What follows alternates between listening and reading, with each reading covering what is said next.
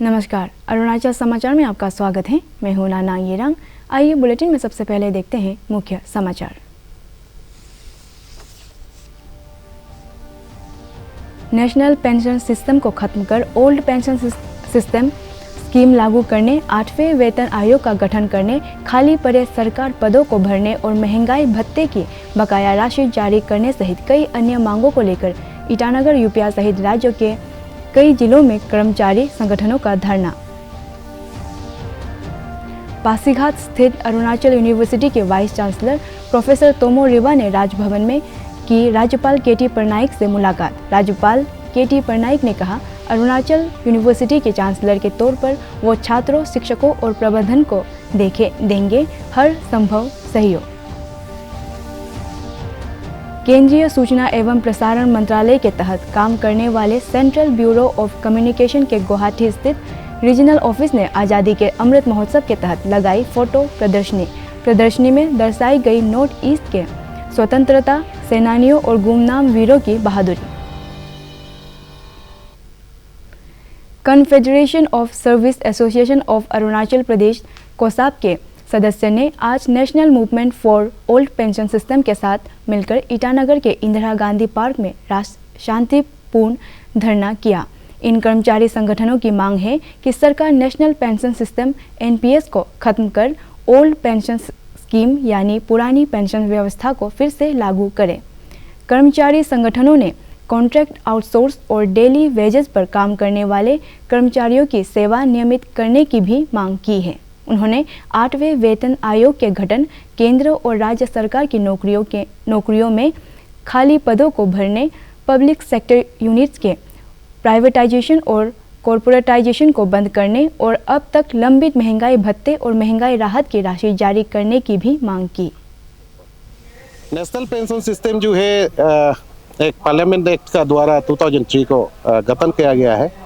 इसमें कोई पेंशन नहीं होगा, अपना कंट्रीब्यूशन होगा 10% कंट्रीब्यूशन और सरकार का कंट्रीब्यूशन होगा 14%। इसके जरिए आप जब रिटायरमेंट होगा सरकार से कोई पेंशन नहीं होगा, लेकिन इसका जो अपना सब्सक्रिप्शन है, कंट्रीब्यूशन से जो रकम जमा होगा तो उसमें से 60% को दिया जाएगा रिटायरमेंट का समय में और 40% को एक एन्युटी खरीदना पड़ेगा। उस एन्युटी से जो 40% से जो इंटरेस्ट ग्रो होगा उसको मंथली इंटरेस्ट में दिया जाएगा। ये सिस्टम है एनपीएस में।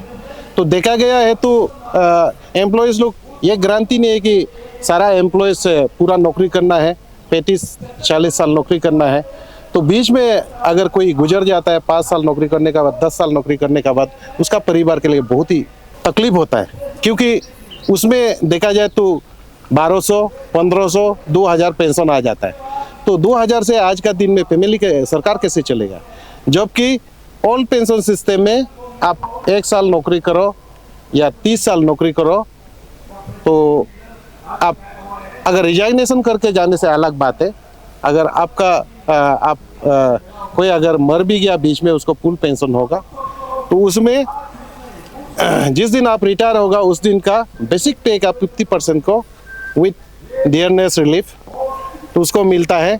आज का दिन में कोई भी एम्प्लॉय अगर रिटायर जाता है कम से कम 35 से 40 हज़ार रुपया मिलता है मंथ में, जो फैमिली जैसे तैसे चल सकता है।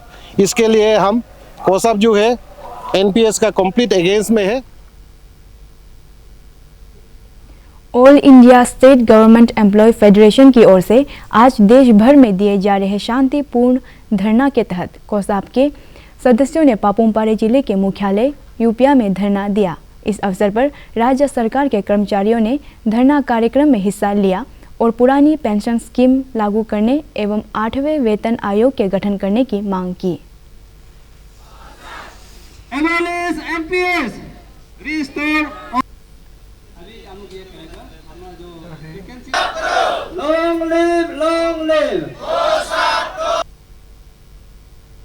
नामसाई जिला मुख्यालय में भी सरकारी कर्मचारियों ने कोसाप के बैनर तले शांतिपूर्ण धरना प्रदर्शन करते हुए एनपीएस यानी नेशनल पेंशन सिस्टम को खत्म कर ओपीएस यानी पुरानी पेंशन योजना लागू करने और 8वें वेतन आयोग का गठन करने की मांग की। गौरतलब है कि 1 जनवरी 2004 से देश भर में नियुक्त हुए नियमित सरकारी कर्मचारियों के लिए एनपीएस लागू है। कर्मचारी संगठनों का कहना है कि एनपीएस उन्हें निश्चित पेंशन की गारंटी नहीं देता है और ये कर्मचारियों के भविष्य के लिए नुकसानदेह है। हमारा जो कॉन्स्टिट्यूशनल राइट्स है, हमारा जो फाइनेंशियल राइट्स है, उसको गवर्नमेंट हमको देना ही पड़ेगा। एक ही एम्प्लॉई को एक ही गवर्नमेंट के सिस्टम में, एक ही कानून के सिस्टम में, एक ही कॉन्स्टिट्यूशन के फ्रेमवर्क के अंदर में आप बाइफरकेट नहीं कर सकते हैं, आप डिफरेंशिएट नहीं कर सकते हैं, आप स्टेप मदरली एटीट्यूड आप नहीं रख सकते। ये चीज़ गवर्नमेंट को समझना पड़ेगा, सबसे बड़ी बात।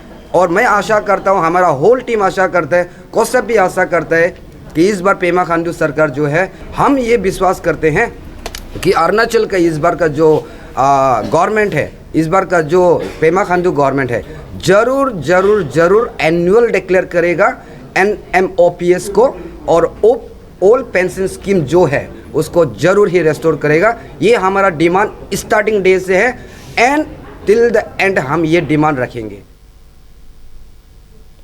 पासीघाट स्थित अरुणाचल यूनिवर्सिटी के vice chancellor professor Tomo Riba ने आज ईटानगर स्थित राजभवन में राज्यपाल KT पटनायक से मुलाकात की।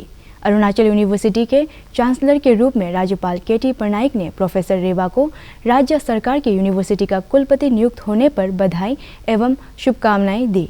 राज्यपाल ने कहा कि अरुणाचल यूनिवर्सिटी के पहले वाइस चांसलर के तौर पर प्रोफेसर रिबा के सामने कई चुनौतियां आएंगी, लेकिन इससे उन्हें और उनकी टीम को घबराना नहीं है।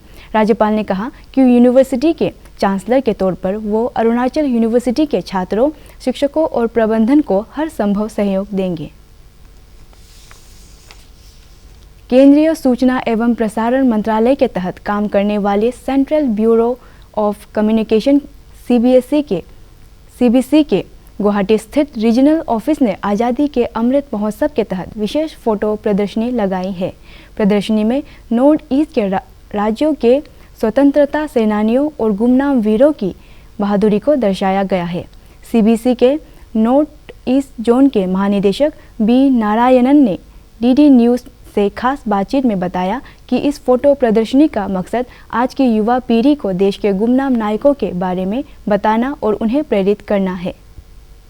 सरकार सेंट्रल गवर्नमेंट का आज़ादी का अमृत महोत्सव जो कैंपेन चल रहा है 1 साल से, उसका ये एग्जीबिशन है और वो थीम है।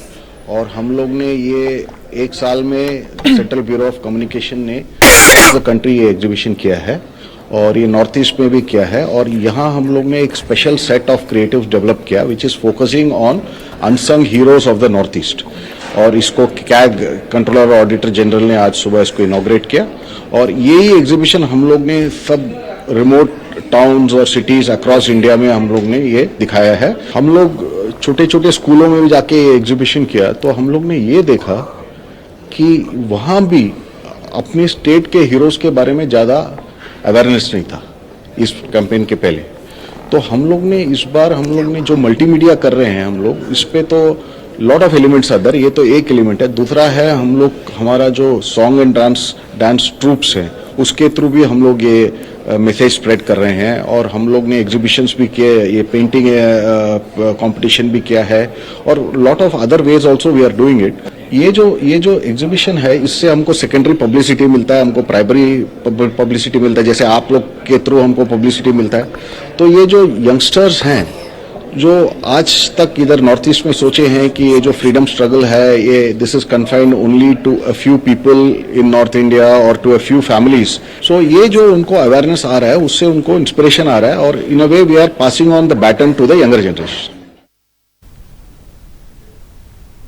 संसद के बजट सत्र के दूसरे चरण की कार्यवाही के दूसरे दिन आज राज्यसभा के सदस्यों ने पार्टी लाइन से ऊपर उठकर फिल्म RRR और द एलिफेंट विस्पर्स की टीमों को ऑस्कर अवार्ड जीतने की बधाई दी। आज सुबह राज्यसभा की कार्यवाही शुरू होते ही उच्च सदन के सभापति जगदीप धनखड़ ने कहा कि ये देश के लिए गौरव का क्षण है और ये उपलब्धियां भारतीय कलाकारों की विशाल प्रतिभा, अपार रचनात्मकता और प्रतिबद्ध समर्पण की वैश्विक प्रशंसा को दर्शाती है। सूचना एवं प्रसारण मंत्री अनुराग सिंह ठाकुर ने कहा कि नाटू नाटू गीत न केवल भारतीय बल्कि दुनिया भर के लोगों का दिल जीता है।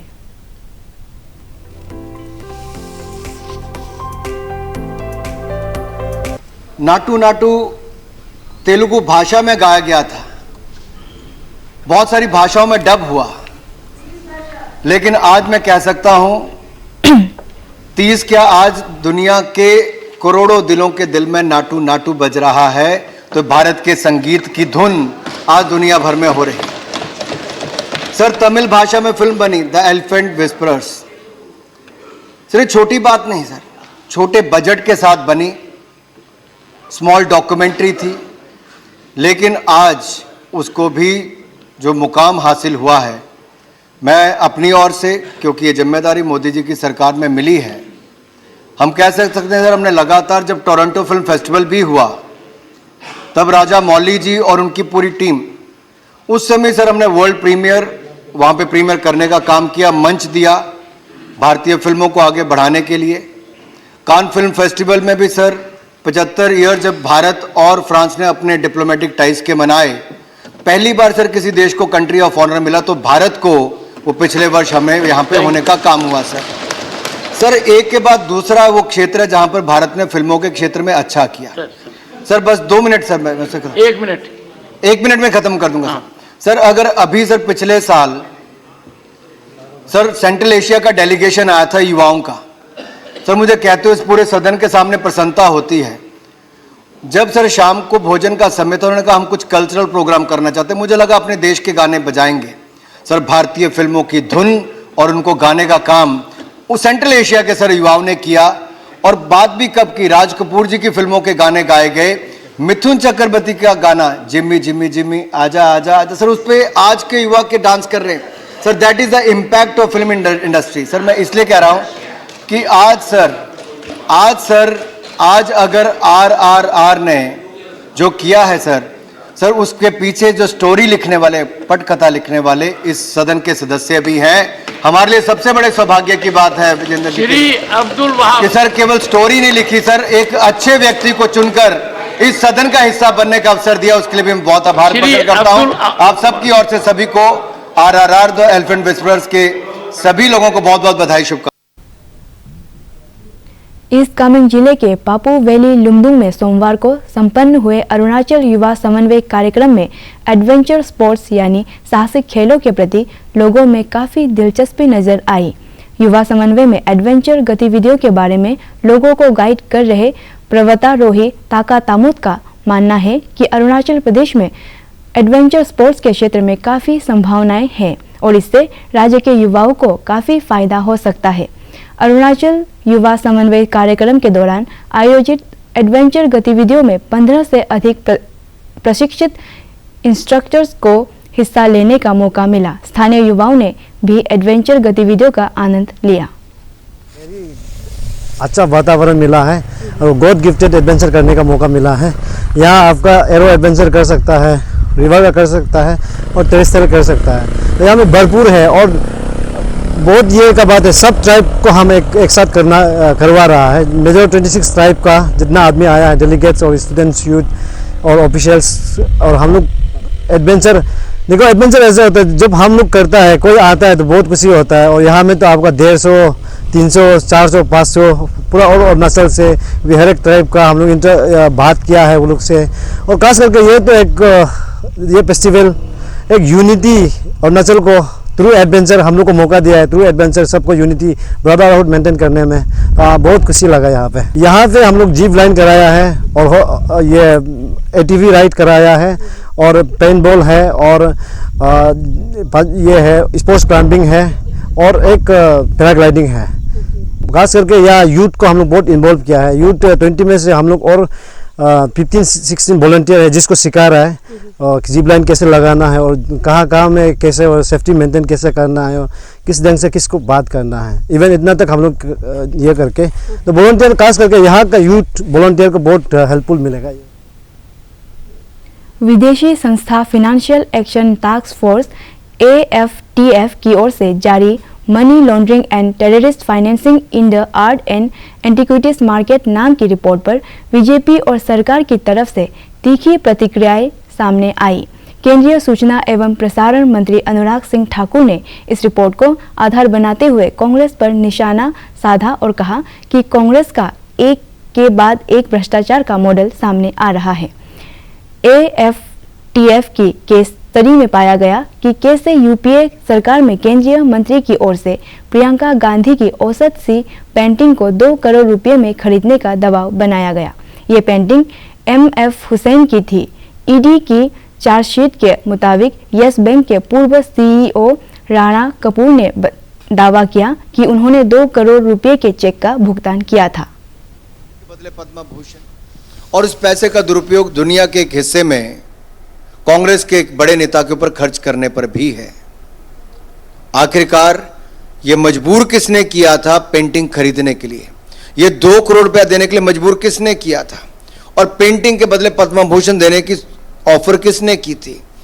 किसके मकान पे ये सब सौदा हुआ था?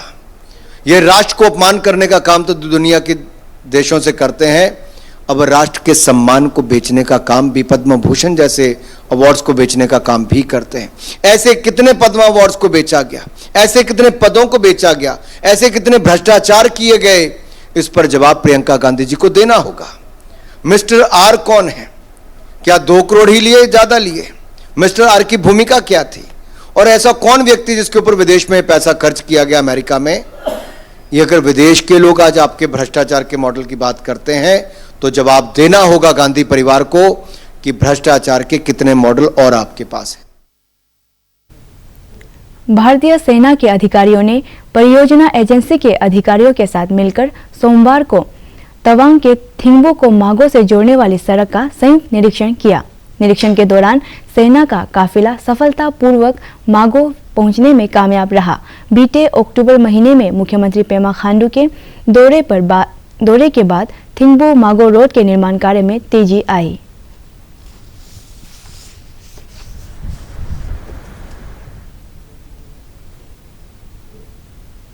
टेबल टेनिस अरुणाचल के अध्यक्ष और उनकी टीम ने आज ईटानगर में एक प्रेस कॉन्फ्रेंस में बताया कि तीसरा Kalikho Pul memorial state level table tennis championship 2023 आगामी 29 मार्च से 31 मार्च तक देरा नाटुंग ऑडिटोरियम हॉल में आयोजित किया जाएगा।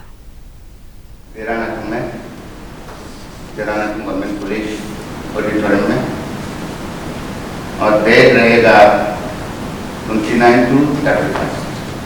RU नेरीज टीम इंटरनेशनल संगीला यहाँ से खास करके अच्छा प्लेयर निकालते हैं। और ये काली कपूर का जो थर्ड जो स्टेट लेवल जो चैंपियनशिप है, ये जो हम लोग के लिए लास्ट। अरुणाचल प्रदेश के दुर्गम इलाकों में चिनूक हेलीकॉप्टर सैन्य गतिविधियों में काफी मददगार साबित हो रहा है। चिनूक हेलीकॉप्टर की तैनाती से सेना को काफी लाभ मिला है। पेश है एक report. In eastern Arunachal Pradesh, the heavy lift helicopter bought from the US is just one of the several force accretion platforms inducted by the Indian Air Force in the eastern sector of the India-China boundary. Based in Mohanbari near Dibrugarh, the lone Chinook squadron in the east is now the lifeline of the Indian Army's forward deployed formations in the mountainous terrain of Arunachal Pradesh.